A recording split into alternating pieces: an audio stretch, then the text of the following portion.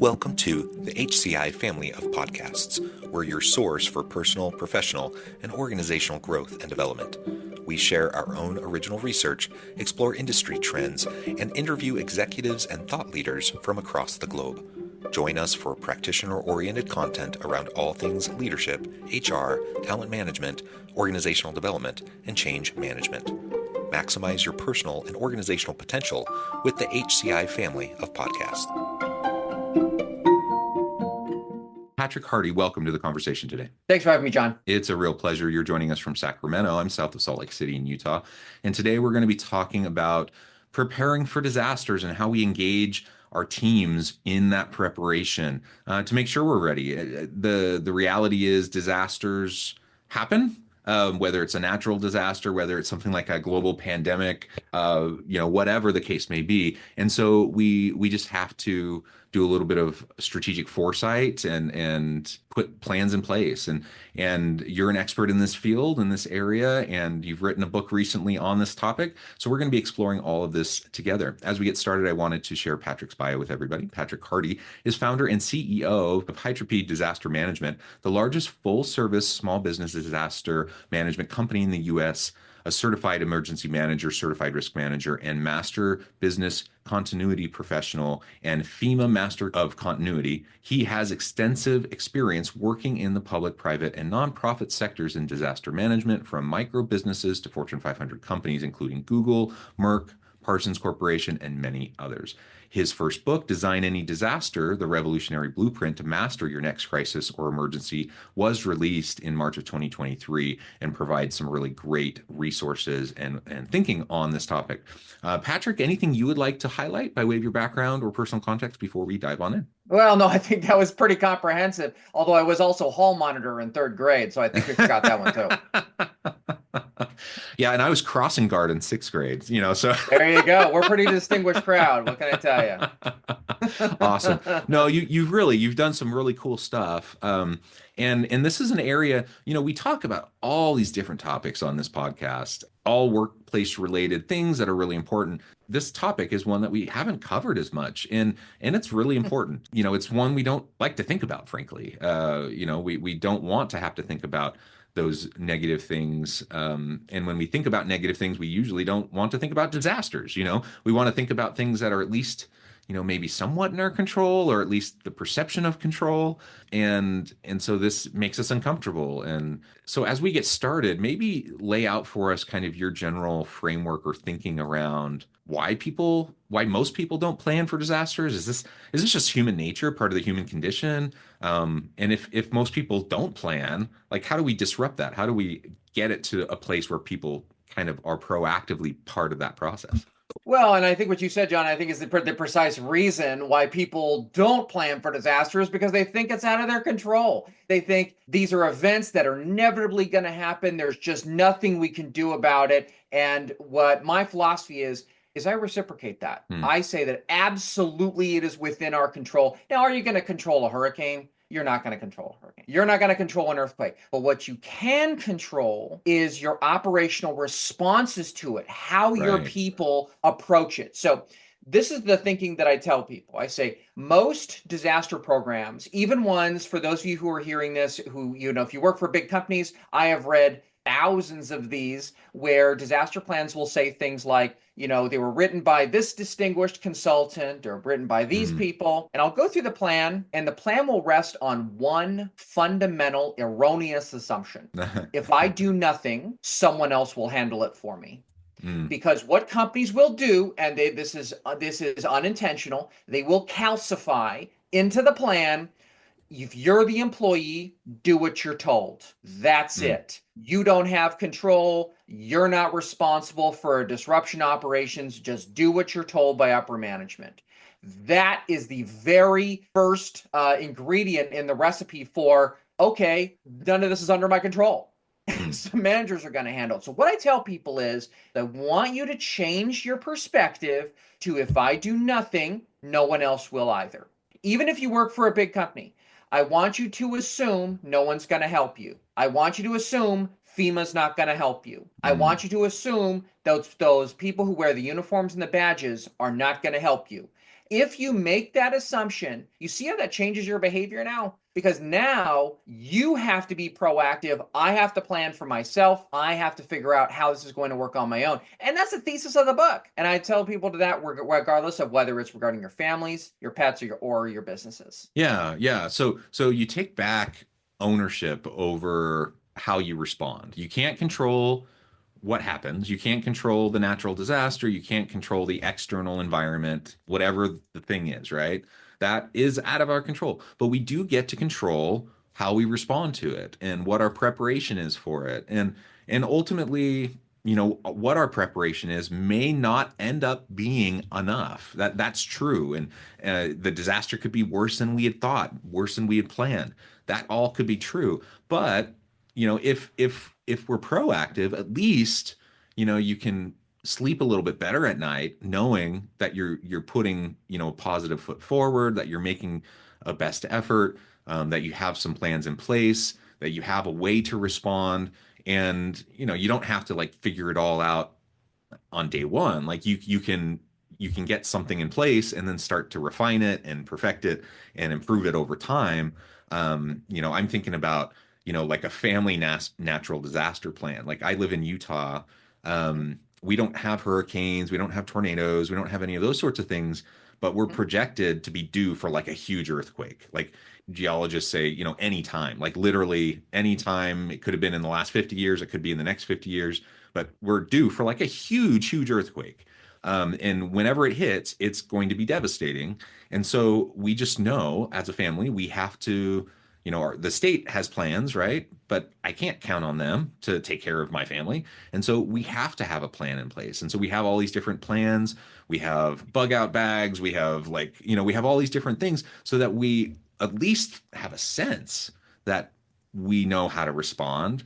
And at the end of the day, like if the house collapses on us, that's worse. That's a worst case scenario, and that's worse than I could have planned for. But at least, we have something that we're trying to, take some kind of control back, right? And those are worst case scenarios. Like usually we don't get worst case scenarios. So usually if we're making those proactive steps as a business with our teams, then we will be in a good place. We will be in good shape to be able to respond to the things that come at us. Well, I'm going to make one friendly correction to your vocabulary, John, but everything else Good. I understand entirely. I actually write about this in the book. I tell people don't ever call it a bug out bag because what that means is when we hear that term, it immediately says we're panicked, we're Oh, stuck, sure. right? We're freaking out, right? That's what it ultimately means. But what I tell people is I say that's your disaster backpack. And that is Sure. the Yeah. backpack that you utilize. In fact, I carry a sling with me everywhere I go. It has all my disaster supplies in it. It doesn't have to have a huge backpack, but literally if I go to business meetings, when I go places, I always have the sling on because I always want to have control of it. So that was only a minor correction I was going to tell you. Everything else I understand entirely, and I agree with you that there are lots of different hazards that people can anticipate. And then there's many that you can't anticipate. For any particular home, any particular business, there are a lot of hazards that people have no idea about. I was actually doing a disaster plan in Arkansas in a place called Pine Bluff. So I was sitting there and I ended up speaking to the county emergency professional. And so as I was talking to him, I noticed on the wall that he had this hazardous material suit straight out of the X-Files, straight out of the X-Files. And I used to be a hazmat guy, so I knew what the suit was. But I noticed something that he had all the strips of tape that he had Mm. placed against the wall. And for those of you who have never been involved in petrochemical work, that tape is used to actually tape the uniform when you put on the uniform. And you actually tape up so that there is just like you create as few leak as possible because you want to protect your body as much as you possibly can. And I asked him why it was there. And he told me it was because they were decommissioning VX nerve agent just a Oh, few miles down the road. And he said, the Army has told me over and over again, everything's fine, it's protected. But in the end, if there is an accidental release, I'm responsible to protect myself. And so I went right. back to the business and I said, we need to make sure that we create a solid lockdown, what we call a chemical lockdown plan. And they were like, what's that? Is that like what you deal with when you're dealing with mass shooters and stuff? And I said, not at all. Very different. And there's ways we need to make sure we're taping the vents up. We do all that. But here's the rub, John, is that I told the managers, I said, in your disaster plan, because for businesses, you really do have to have one in most instances. In that plan, you need to empower employees to be able to do things on their own. Because if that release occurs in the middle of the night, you're not Right. here. Right. Management's home, or maybe you're on jury duty, maybe you're in Barbados, maybe you're just sick that day, whatever, right? And so the employees have to know if something happens, I have a very, very short window of time, and there is a kaleidoscope of activities that I have to perform. But if the plan says you don't do anything, you let managers tell you what to do, all of a sudden you've turned your entire workforce, and I'm sure you've talked to a lot of other folks who talk about empowering employees. You Right. want to talk about something that will disempower employees? Write in a disaster plan, don't do anything, call management and wait. That disempowers employees more than anything else. So what I tell them instead is I say, listen, we're going to get focused. We're going to have the equipment in place, the policies in place, the procedures in place, and we're going to give you the authority, because the disaster plan represents everything that management has said is acceptable for employees to perform when there is a business interruption, whether that is a cyber attack, whether it is a hurricane or a hazardous materials incident, or if the ceilings are caving on us. Yeah. So why do you think that is? Like why do all these businesses, why do all these leaders put that kind of, a default kind of assumption in these documents? Why do they say don't do anything, wait for management to tell you what to do? Why is Two that the reasons. default stance?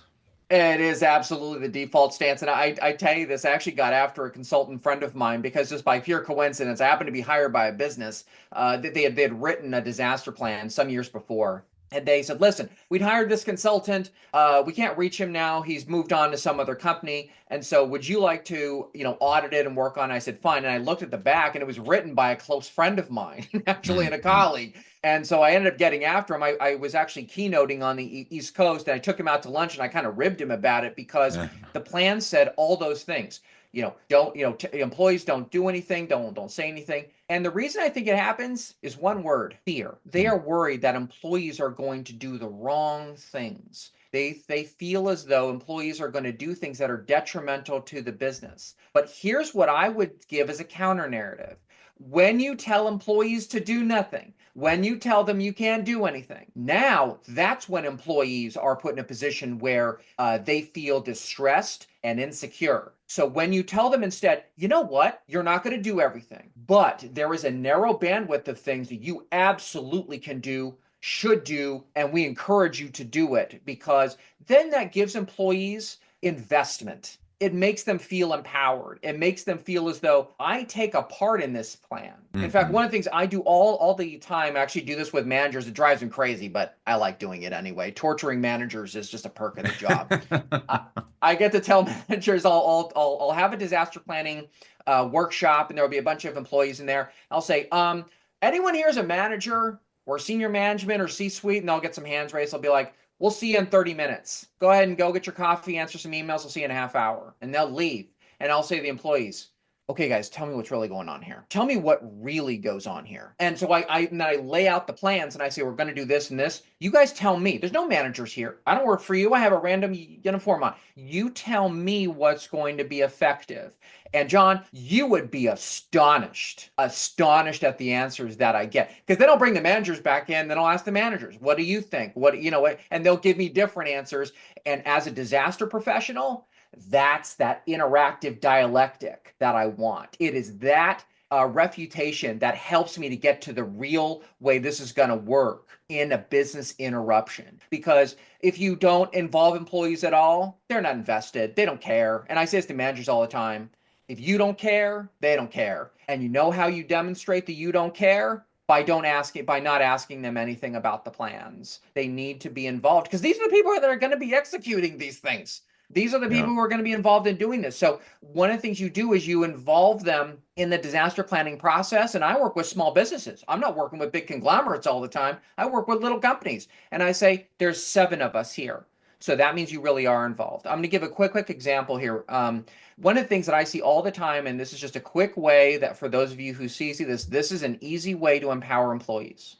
I'll see constantly in crisis communication plans, if there is a disaster, don't talk to the media. Tell Hmm. them no comment. Those are the two words, no comment.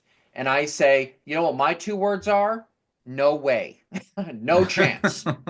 That's not what I want you to do. What I want you to do is if you really don't want employees talking to the media, that's fine.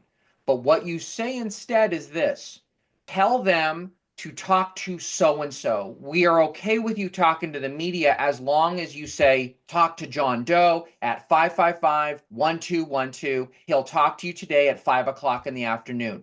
Okay, now that tells employees you trust them enough to give them information, and it doesn't make you sound conspiratorial because Yeah. you and I have been in business a long time. I mean, you've seen a lot of companies that do a lot of silly things during a crisis, and one of them is reporters will call up and they'll say, no comment. Well, we hear that you're killing people. No comment. We hear you're trying to destroy the earth. No comment. You know what I mean? And so that's what gets printed. When asked whether they're trying to destroy the world and kill everybody, their answer was no comment. So what I say to employees instead is I say, let's just multiply the message that you want, which is we just want John Doe to talk about this. That empowers employees versus saying you're excluded, we'll handle it. If you do nothing, that's okay, we will handle it for you, instead of saying we are a team, let's work together to solve this to make it successful. Yeah, well, I like all of that, and like you said, I do talk with a lot of leaders about employee empowerment generally. This is a very specific use case, like of employee empowerment within a crisis scenario, but the principles are the same. Like if you want buy-in, you have to include them in the process of gathering information, of communicating, of the planning process, of all of those things. And if you don't, regardless of what your best intention is, if you're not involving your people in that process, people, they fill in the gaps. They start to get skeptical and they start to get conspiratorial and they start to assume things that aren't even there.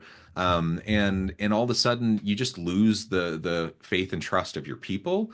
And so, especially in an emergency where you need the faith and trust of your people, it's not there because you haven't done the basic things that need to happen in order to to build and maintain that. And so you think your people are just automatically going to, fall in line and do every last thing that you need them to do in this crisis emergency situation just because you said Right. so? I mean, Right. it's crazy. Well, and it's because it's so funny because I'll go to companies and they'll have this culture. I'll see this, the obligatory posters on the wall, and everybody says, "We include you, we love you, employees, we want you involved. This is a family." I see that all the time. And then I'll read a disaster plan, and it'll say, "Do what you're told," basically. And Yeah. so I'll say, So you're cognitive treating them like a dissonance. child. Yeah, right. And in essence, it happens. I tell the story in the book about, I don't know if you remember this, John, but a few years ago, there was the state of Hawaii made a mistake. They accidentally notified everyone in the Yeah. state that a nuclear launch from North Korea was in progress. And I work with a lot of high net worth clients, and there happened to be a celebrity golf tournament going on. And I Oh, got a phone call from one of my celebrity clients, and he said, I'm at a golf tournament. He's one of the top golfers in the world. He calls me on my private line and says, this is going on. And we all panicked. I mean, we all just said, we don't know what's going on. We didn't hear anything about this. So we got focused, and we said, really, what's happening here? Go to the front desk of the hotel. And because the state of Hawaii hadn't put out anything else, nothing else had happened. We hadn't heard anything from NORAD. Nothing had happened from my security partners. I hadn't heard anything. This has come totally out of the blue. And he goes to the front desk and he was talking to them, and he said, where do we go? He said, what? And this is a 5-star hotel. These are like, this is a high class hotel in the state of Hawaii in Honolulu. And he says, where are we supposed to go? And the employees said, let's search the disaster plan. The disaster plan said, go call the manager. So I said, okay, so while the nuclear missile is on its way, we're calling the manager. So the manager, she tries to call the manager, and the manager eventually comes back. She was on property doing something. She shows up at the front desk, and the employee turns, and I could hear this on the phone. She turns to the manager and says, "What should we do?" And the manager says, "What does the disaster plan say?" She's like, "The disaster plan says ask you." You know what I mean? So that's what happens when management hires top consultants. They get people who mean well. They have good meaning, but in the end, they are calcifying in plans that totally disempower employees and puts them in a position where they do not feel comfortable to be extemporaneous. Because one of the things you mentioned in the very beginning, I loved it. You talking about disrupting the disaster, and that's actually what I talk about specifically. I actually use that exact vocabulary because one of the things I say to folks is the disaster really disrupting you? Is it because of the plan, or is it because of, because you're worried about it's a 7.0 earthquake? Because in the end, you can have 7.0 earthquakes and the company will be disrupted, but in the end, the company will be on secured operational footing versus plans that simply say, we have to wait for management, because that is when companies get in trouble. It's not the size of the disaster. It's got nothing to do with that. The severity of the disaster is based upon how much empowerment have you put into those plans. Because a category, I tell folks all the time, as a matter of fact, in all my YouTube videos, I always say this in the end. I always say, prepare for a disaster and you will never experience one. And I say that because in the end, these are not disasters. A 7.0 earthquake, a 5.0 hurricane, an EF5 tornado, those are not disasters. Where the disasters occur is where the intersection is between Mother Nature or whatever the interruption is, a cyber attack, whatever, and human management. So when our structures don't have a way of absorbing that and dealing with that effectively, that's when the disaster occurs. That's when we get in trouble as management teams. That's what happens when we disempower our employees, because at that point we say, if you do nothing, that's okay. We'll handle it for you. But oh, by the way, the boss isn't even here. And that's how companies tend to get in big trouble. And even if they were, they don't even know what to do. No, they don't. And that's the interesting thing, is that they do that all the time, which is they will actually come up to them and say, hey, listen, this is going on and this is going on. How are you going to handle these things? And they go, I don't know. They have no idea, particularly when it's not a common business interruption. So like I was actually in Florida, I ran this drill because this facility, it was actually a skilled nursing facility. So it was a nursing home, and they were very well prepared. In fact, the administrator of that facility, she had a nickname. Her nickname was Hurricane. Her name was Hurricane Janet. That was her name, Hurricane Janet, wow. Because Janet was a very well disciplined and knew how to handle hurricanes. The woman had to be 70 years old herself. She'd been through many hurricanes, had worked there for umpteen years.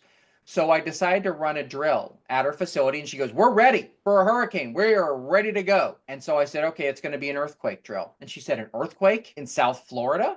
And I said, it doesn't matter. What I'm trying to get you and your staff to understand is that there are disasters and interruptions that are sudden. Hurricanes are telegraphed disasters. You know about them. I used to work in the governor's office in Louisiana. We used to monitor hurricanes when they were off the coast of Cameroon. In Africa, they used to monitor. There are actually, a lot of people don't realize this. We actually have weather monitoring stations in Cameroon specifically because they monitor the beginnings of a tropical depression, beginnings of tropical storms. So what I say is, so when you are dealing with these things, it's like you need to don't get calcified into one kind, because then what happens is your whole operations get thrown off footing. That's why think about lots of different kinds of telegraph disasters and unusual ones as well. Well, and what I thought you were going to say maybe is like the scenario of like the earthquake happens and something like falls and hits this lady on the head and takes her out. So now she's not there with all of her expertise and decades of experience, and now everyone else just has to figure it out. Like those types of situations happen too. And so it like to put all of that responsibility on one or just a few people is really silly. Like you do have to be able to disperse it, and you have to help everyone understand their role. Anyways. Absolutely. You hit the nail on the head. As a matter of fact, I say it to management all the time. Actually, we'll run drills. I've done this many times. I'll go to a company and I'll say, okay, we're going to run a drill. And once again, because I like to torture managers, I will say, for the first half hour, you get to watch, but not participate. And then I will take an employee in the back, a brand new employee, and I'll say, hi, why don't you come on up to the front? And they'll go, well, I'm new. I go, oh, so you don't know very much about the company, right? Oh, no. You don't know a lot about our operations, right? Oh, no. Perfect. You're in charge. and the manager will freak out, and I'll say, you know what? we're now about to test your disaster plan for real, not the nonsense Shakespearean drills that you run every time where it's like, so-and-so comes from stage right, then we go from stage left, we say these lines, we do these things, and we go back to work and forget that that ever happened. Instead, I run the drill where I say, we're putting random people in charge because you know why? If they can't use the plan, nobody can use the plan. Because if you're not available for the precise reasons that you've exactly identified, because managers get hit on the head all the time. They get injured, they get incapacitated. This is actually the biggest reason. There will be a disaster and they will go and pick up their kids from school Mm. and they'll get isolated and can't come back. That happens a lot. Yeah. Or they'll Yeah. pick up their animals. This happens too. I know it sounds very strange for those of you who don't come from animal cultures or from places in the country that don't have a strong animal culture. There are people who literally will leave work, and I'm not making this up. They will leave work. They will go pick up their animals and turn to their supervisors and say, if I can't get my animal, I'm not coming back to work. I had this Mm. happen at a hospital on the East Coast where I was working on their disaster program. And literally, I sat with the employees, just like I told you earlier. The managers were gone. And I said, guys, what would prevent you from coming back? And somebody said, if these people don't provide an animal shelter for my dog, I'm not coming back to work. Mm. Period. And their disaster plan said, if we call you to work, you must show up for work. Okay, now we've identified something that management didn't identify, but that is a contradiction. It's disempowering employees. So what we have to do is we have to put them in a position where we say, we understand what your considerations are, you understand what ours are. So let's make this so that it works well because, and I'm sure you've seen this, John, many times, in a crisis, you have to have a functioning team. If teams are not functioning well, what are we doing here? I mean, Right. the Yeah. plan's not going to work. I don't care what equipment you have. I don't care what technology you have. I don't care you have the greatest apps and AIs and you bought all this expensive software and you have people you can call. I care about that. Zero, because none of that stuff, and I could give a dozen examples. If we had time for an hour and a half podcast, I literally would lay out dozens of examples of people who said, I have this beautiful technology, I've got this AI, I've got these things, I've got these monitoring equipment, I hired these big companies, and I could run a simple drill with a pencil and a piece of paper that would trip all of that up. Mm. Very simply. And it's because, not because the technology doesn't work, it's because we didn't empower people. We told them, if you do nothing, that's okay. Someone else will handle it for you. Yeah, yeah, absolutely. Well, Patrick, this has just been such a great conversation.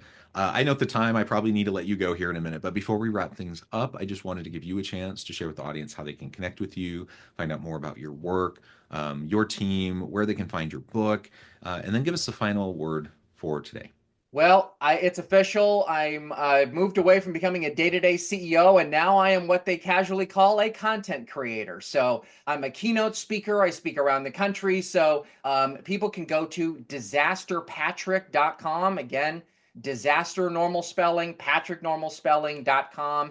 And there you'll see my work as a keynote speaker. I'm now a YouTuber. I create all kinds of great content. I consult, I coach, I do executive trainings with C-suites. And yes, you're busy. Yes, you travel a lot. I'll travel with you. I've done this many times. I've actually done coaching sessions before when I was on a corporate jet when they were flying from one place to another. They Oh, flew there. I coached them on the way. I sat in the plane. They did their meetings. They came back on the plane and I coached them on the way home because that was the only time that they had. But I do all those things. And as I said, as a YouTuber, I'm doing some incredible videos. I'm taking on the most difficult disaster challenges in the world. Just really quick, two of the challenges I did last year, I broke a Guinness World Record. I did CPR for 28 straight hours.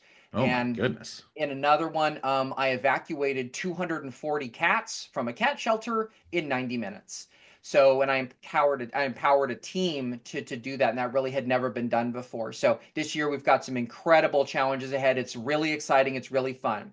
So my final message to you is this.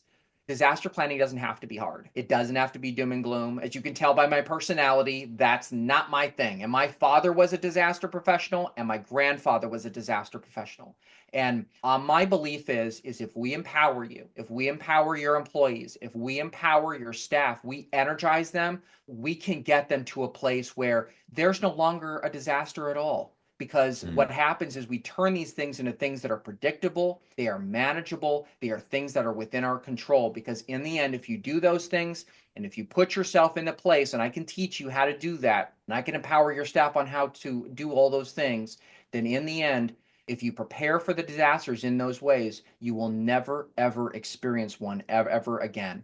My book is available on Amazon.com. I enjoyed being in conversation with you today, John. I hope I get a chance to speak with some of you. I would look forward to speaking to all of you. So thank you very much for having me. I enjoyed it. Thank you so much, Patrick. It's been a real pleasure. I encourage the audience to reach out, to get connected, find out more about what Patrick can do for you, check out the book. And as always, I hope everyone can stay healthy and safe, that you can find meaning and purpose at work each and every day. And I hope you all have a great week.